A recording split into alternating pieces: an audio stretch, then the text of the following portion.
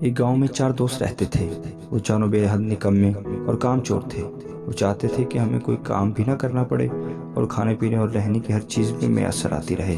ان چاروں میں جو سب سے بڑا تھا وہ بہت چالاک اور ذہین تھا۔ اس نے ان لوگوں کو بیوقوف بنا کر پیسے بٹورنے کا ایک عجیب طریقہ بتایا۔ اس نے کہا، ہم کسی دوسرے گاؤں میں چلے جاتے ہیں، وہاں کے لوگ ہمارے لیے اجنبی ہوں گے، ہم ان کے لیے اجنبی ہوں گے۔ ہم گاؤں کے امیر لوگوں کے پاس جا کر جھوٹ موٹ کی کہانیاں سنائیں گے اور اپنی مظلومیت بیان کریں گے، یوں ہمیں کچھ نہ کچھ ایسے مل جائیں گے۔ تینوں دوستوں نے اس طریقے سے اتفاق کیا۔ چنانچہ اگلے ہی دن چاروں دوستوں نے رخصت سفر باندھا اور ایک گاؤں میں پہنچے۔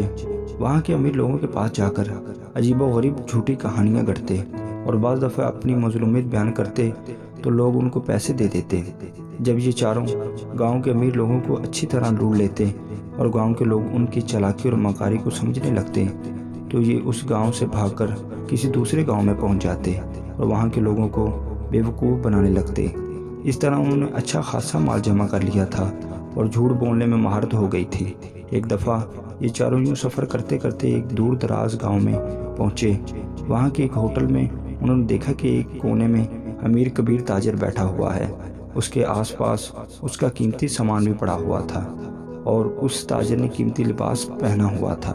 تاجر کو دیکھ کر ان چاروں کے منہ میں پانی بھر آیا اور سب سوچنے لگے کہ کسی طرح اس تاجر کا سب مال ہمیں مل جائے۔ ان چاروں میں سے سب سے بڑے کے ذہن میں ایک ترکیب آئی۔ اس نے یہ ترکیب تینوں کو بتائی تو تینوں نے اس بات میں سر ہلا دیے۔ چنانچہ یہ چاروں دوست تاجر کے پاس گئے۔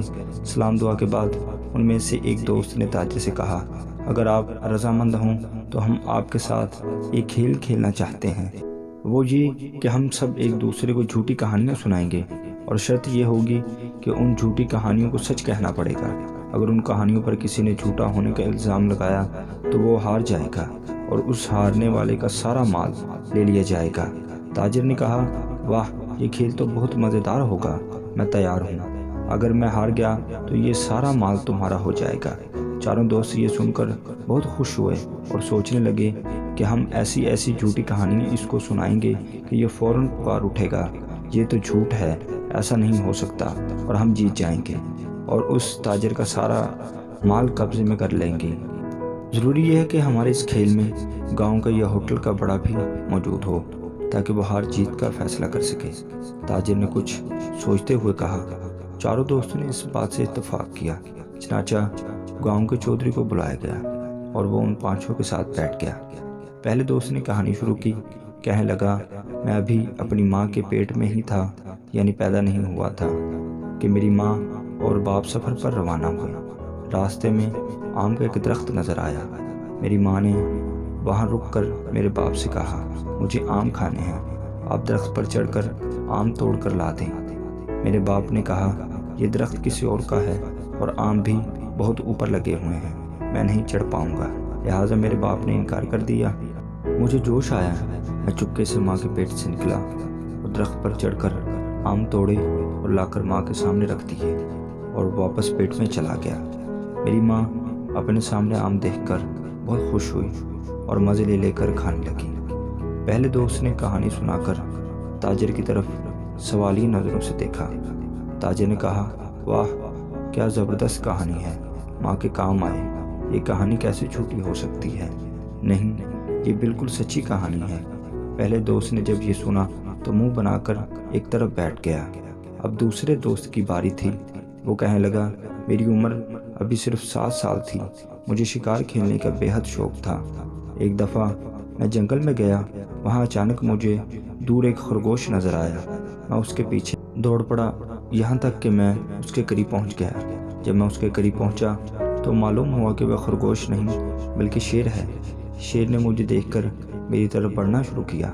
اب تو میں بہت گھبرا گیا اور شیر سے کہا، دیکھو شیر بھائی، میں تو تمہارے پیچھے اس لیے آیا تھا کہ مجھے لگا جیسے آپ خرگوش ہو، خدا کے لیے مجھے جانے دو۔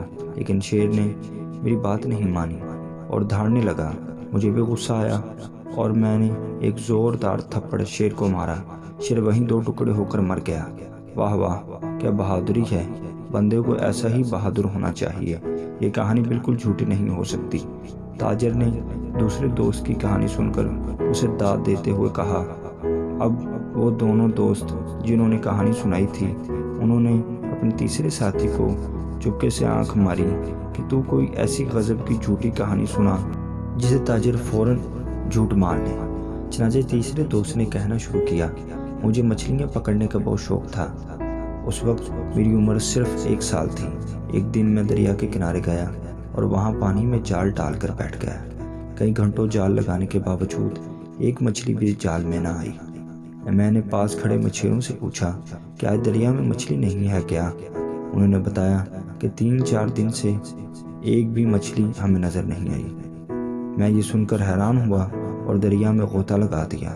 دریا کی تہہ میں پہنچ کر میں نے دیکھا ایک بہت بڑی مچھلی بیٹھی ہوئی ہے اور آس پاس کی تمام چھوٹی بڑی مچھلیوں کو کھائے جا رہی ہے۔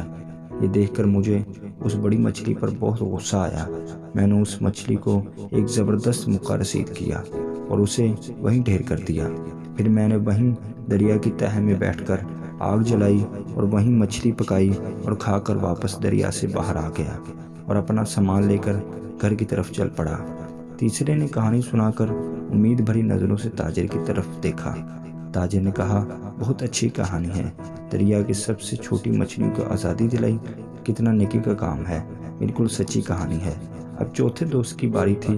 اس نے کہنا شروع کیا، میری عمر صرف 2 سال تھی۔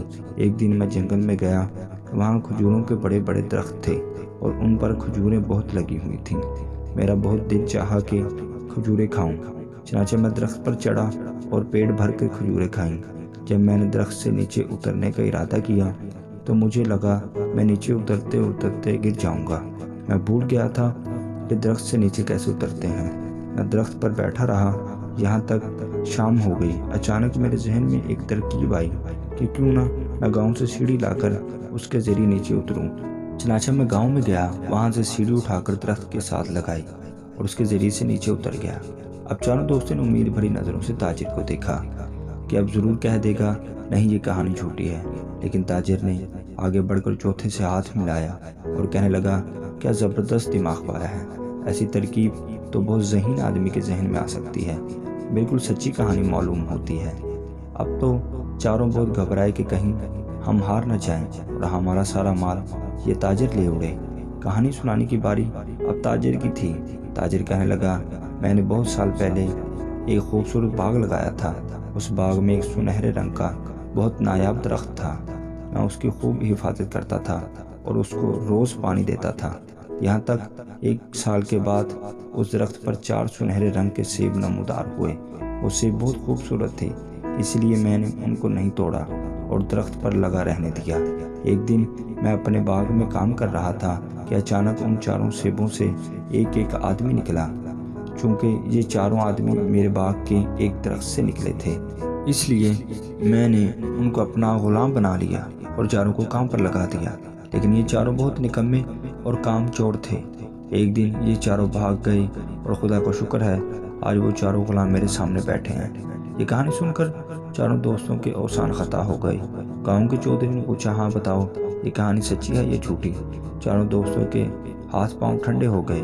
تاجر کی اس کہانی کو جھوٹ کہیں تو ان کا سارا مال تاجر کا ہو جاتا، اور اگر سچ کہیں تو تاجر کے غلام قرار پاتے۔